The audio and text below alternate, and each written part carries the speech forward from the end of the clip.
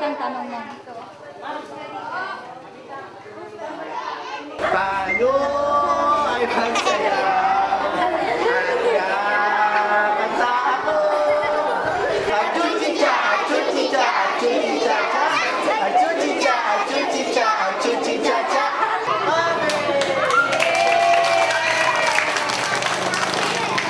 Pupunta tayo na.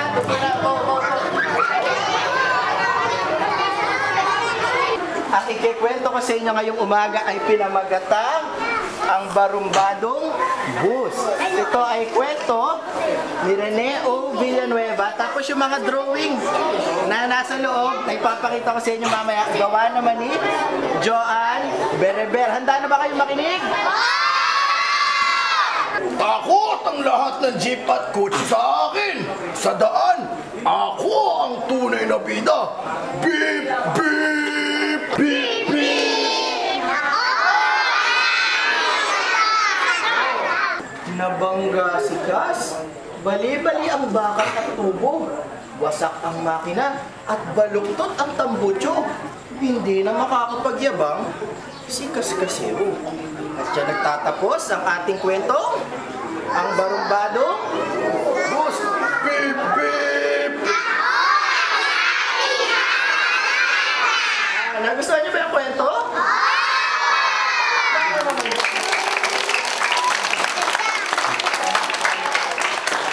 Maraming salamat, Kuya Jay. Sabihin nyo ang mga bata, maraming salamat, Kuya Jay.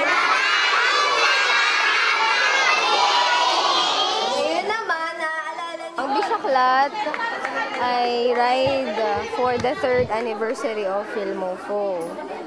Nabuo itong idea na ito dahil una-una nga pag nagtitrails ang mga riders dito sa particular area na to sa Sitio Gipit, maraming mga bata ang bumabati ng good morning. Nakakatuwa sila na nag-good morning sila.